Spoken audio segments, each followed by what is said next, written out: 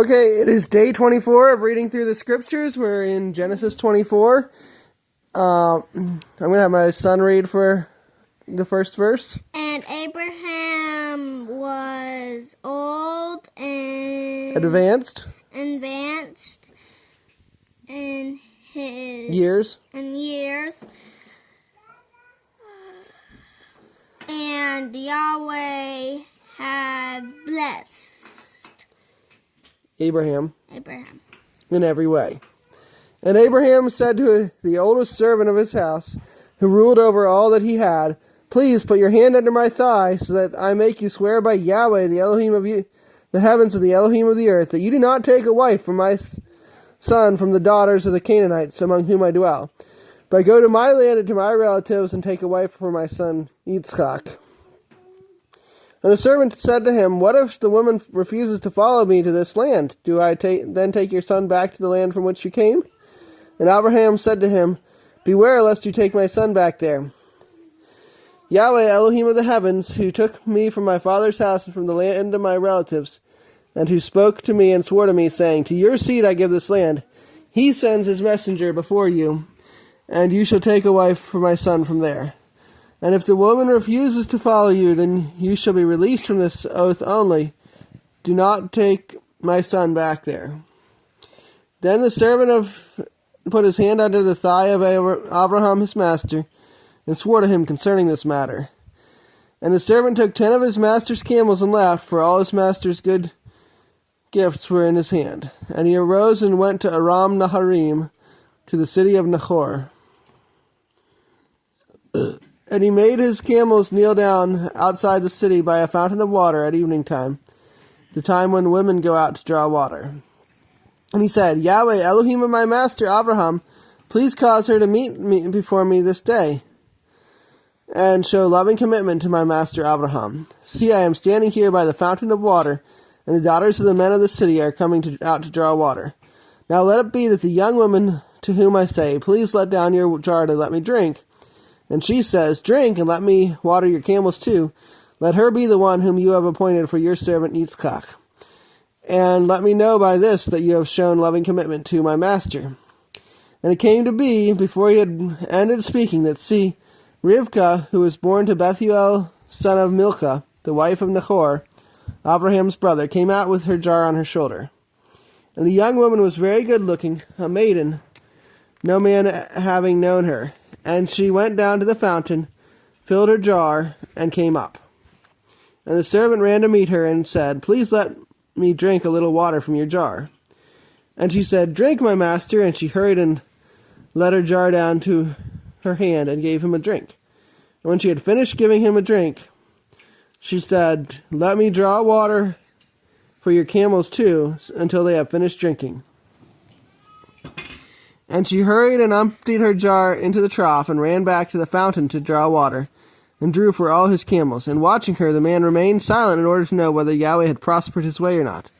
And it came to be, when the camels had finished drinking, that the man took a golden nose ring weighing 1/2 shekel, and 2 bracelets for her wrists weighing 10 shekels of gold, and said, "Whose daughter are you? Please inform me. Is there room in your father's house for us to spend the night?" And she said to him, "I am the daughter of Bethuel, Milcah's son, whom she bore to Nahor." And she said to him, "We have both straw and fodder enough, and room to spend the night." And the man bowed down his head and worshipped Yahweh.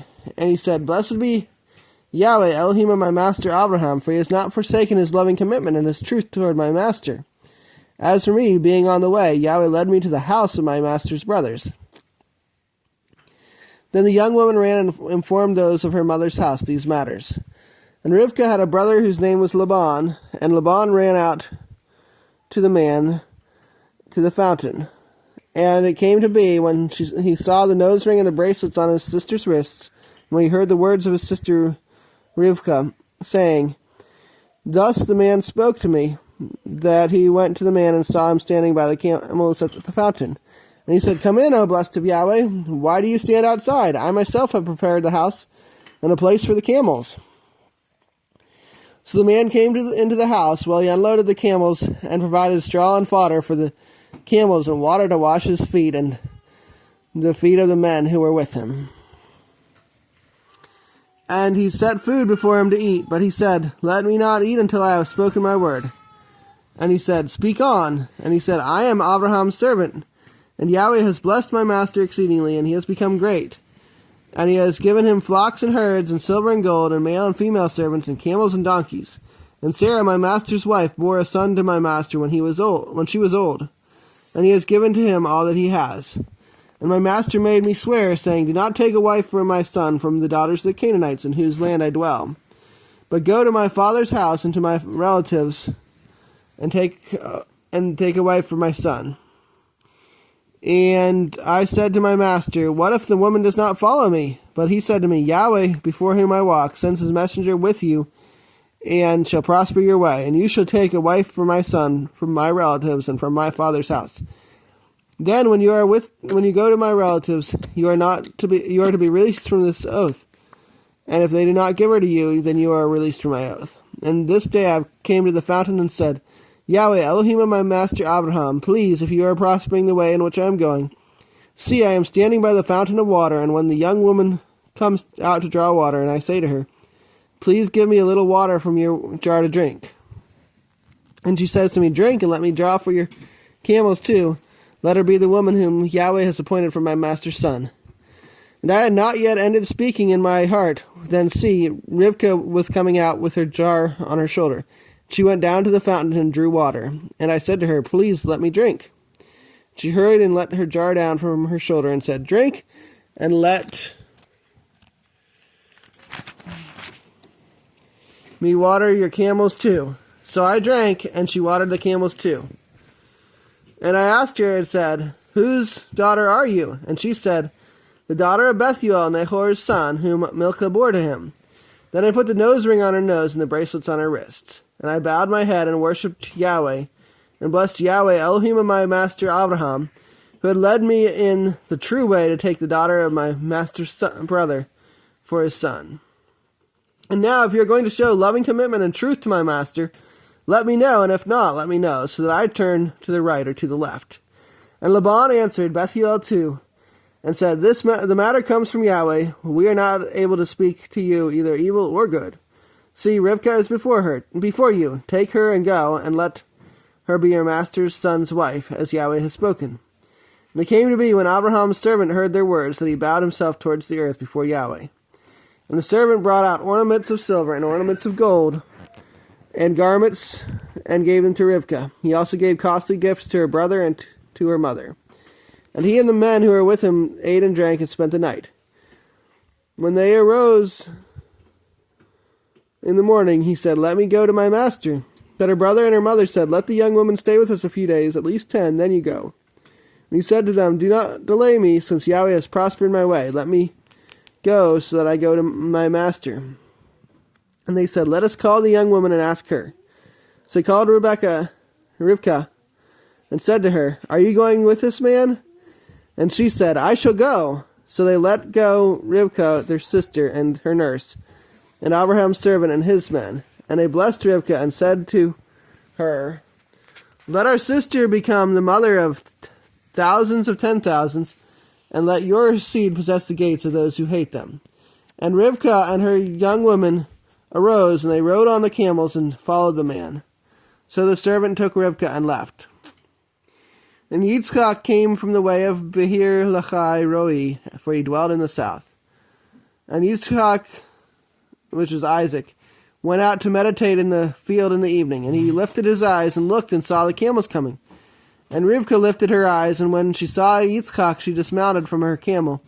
And she had said to the servant, who is this man walking in the field to meet us? And the servant said, it is my master. So she took a veil and covered herself. And the servant told Yitzchak all the matters he had done. And Yitzchak brought her into his mother Sarah's tent. And he took Rivkah, and she became his wife, and he loved her. Thus Yitzchak was comforted after his mother's death. Isaiah chapter 24. Okay. See, Yahweh is making the earth empty and making it waste, and shall overflow its surface, and shall scatter abroad its inhabitants. And it shall be, as with the people, so with the priest, as with the servant, so with his master, as with the female servant, so with her mistress, as with the buyer, so with the seller, as with the lender, so with the borrower. As with the creditor, so with the debtor. The earth is completely emptied and utterly plundered, for Yahweh has spoken this word. The earth shall mourn and wither, the world shall languish and wither, the haughty people of the earth shall languish. For the earth has been defiled under its inhabitants, because they have transgressed the Torah, changed the law, broken the everlasting covenant. Therefore a curse shall consume the earth, and those who dwell in it be punished. Therefore the inhabitants of the earth shall be burned, and few men shall be left. The new wine shall fail, the vine shall languish, all those glad at heart shall sigh. The joy of the tambourine shall cease, the noise of those who rejoice shall end, the joy of the lyre shall cease. No more do they drink wine with a strong song. Strong drink is bitter to those who drink it. The deserted city shall be broken down, every house that shall be shut, no one enters. There is a crying for wine in the streets, all joy shall be darkened, the gladness of the earth shall be gone. The city is left in ruins, and the gate is stricken with destruction. For thus it is to be in the midst of the earth among the peoples, like the shaking of an olive tree, like the gleaning of grapes when the grape harvest is done. They lift up their voice, they sing of the excellency of Yahweh, and they shall cry aloud from the sea. Therefore praise Yahweh in the east, the name of Yahweh Elohim of Israel in the coastlands of the sea. From the ends of the earth we shall hear songs, splendor to the righteous one. But I say, I waste away, woe to me, the treacherous betray, with treachery the treacherous betray. Fear and the pit and the snare are upon you, O inhabitant of the earth. And it shall be that he who flees from the noise of the fear falls into the pit, and he who comes up from the midst of the pit is caught in the snare. For the windows from on high shall be opened, and the foundations of the earth shall be shaken. The earth shall be utterly broken, the earth shall be completely shattered, the earth shall be fiercely shaken. The earth shall stagger like a drunkard, and it shall totter like a hut, and its transgression shall be heavy upon it, and it shall fall and not rise again. And in that day it shall be that Yahweh punishes on high the host of exalted ones, and on the earth the sovereigns of the earth. And they shall be gathered together as prisoners are gathered in the pit, and shall be shut up in the prison, and be punished after many days. And the moon shall blush, and the sun shall be ashamed, for Yahweh of hosts shall reign on Mount Zion and in Jerusalem, and before his elders in esteem. Okay, next chapter is Psalm 4. We did 23 yesterday. That's a favorite. The earth belongs to Yahweh and all that fills it, the world and those who dwell in it. For he has founded it upon the seas, and upon the waters he does establish it. Who does go up to the mountain of Yahweh, and who does stand in a set-apart place?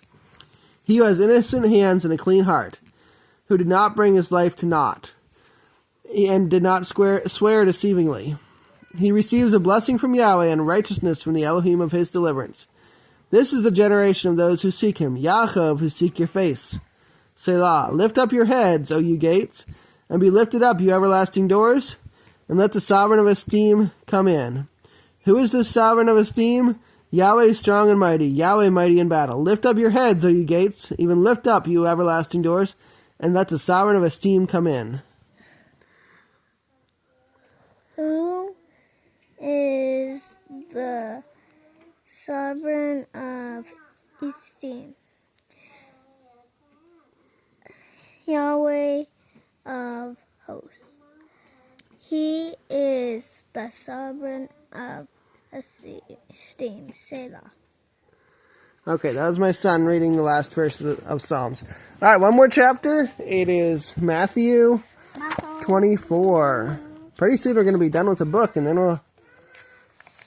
So far, all the chapters have been like the same because we did one chapter in each book each day.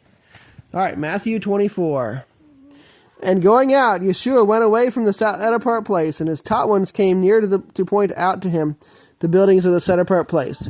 And Yeshua said to them, Do you not see all these? Truly I say to you, not one stone shall be left here upon another at all, which shall not be thrown down. And as he sat on the Mount of Olives, the taught ones came to him separately, saying, Say to us, when shall this be, and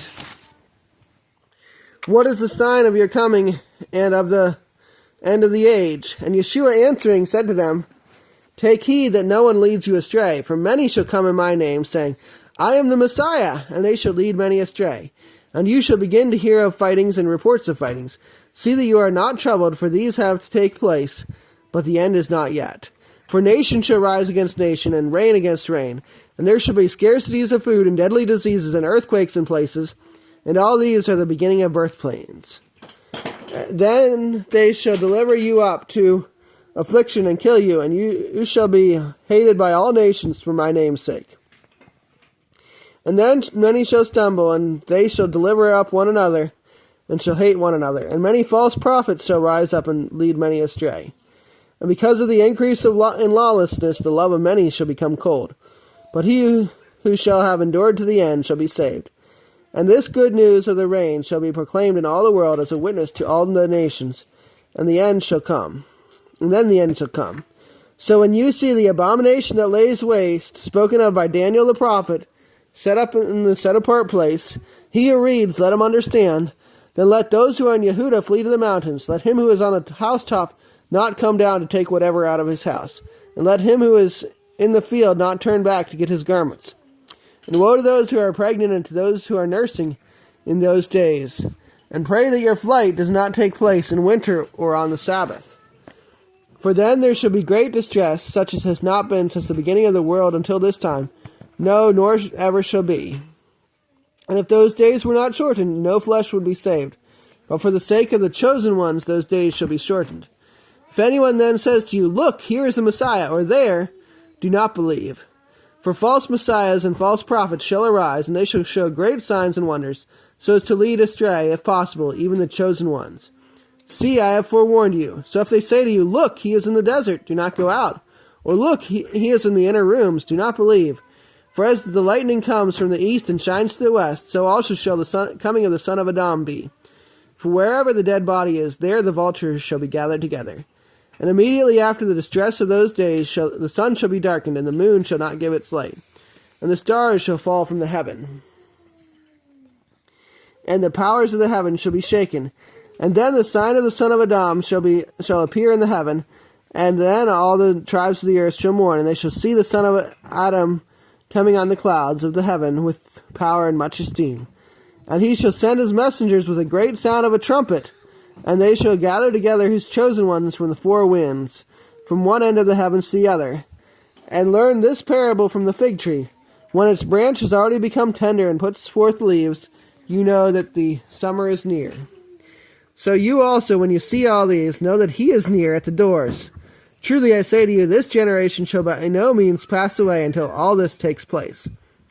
The heaven and the earth shall pass away, but my words shall by no means pass away.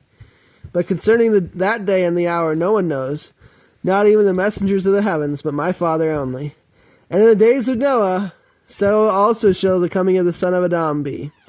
For as the day were in the days before the flood, eating and drinking, marrying and giving in marriage, until the day that Noah entered into the ark, and they did not know until the flood came and took them all away, so also shall the coming of the Son of Adam be. Then two shall be in the field, the one is taken, and the one is left.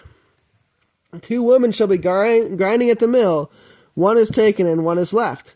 Watch therefore, for you do not know what hour your master is coming.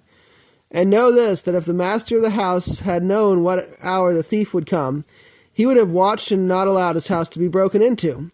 Because of this, be ready too, for the Son of Adam is coming at an hour when you do not expect him. Who then is a trustworthy and wise servant, whom his master set over his household, to give them food in season? Blessed is that servant whom his master, having come, shall find so doing. Truly I say to you that he shall set him over all his possessions. But if that evil servant says in his heart, my master has delayed his coming, and begins to beat his fellow servants, and to eat and drink with the drunkards, the master of that servant shall come on a day that when he does not expect it, and at an hour he does not know, shall cut him in two, and appoint him his portion with the hypocrites. There shall be weeping and gnashing of teeth. So I want to talk about this: 2 shall be in the field, and 1 is taken, and 1 is left. I know the traditional interpretation among Protestants is that the person who's taken is the righteous one, but I'm kind of questioning that. I actually think that the person who gets taken away is the sinner who goes to judgment, and the one who's left is the righteous one. So tell me in the comments if you agree or disagree with that. Thank you, and we'll try to have another video tomorrow.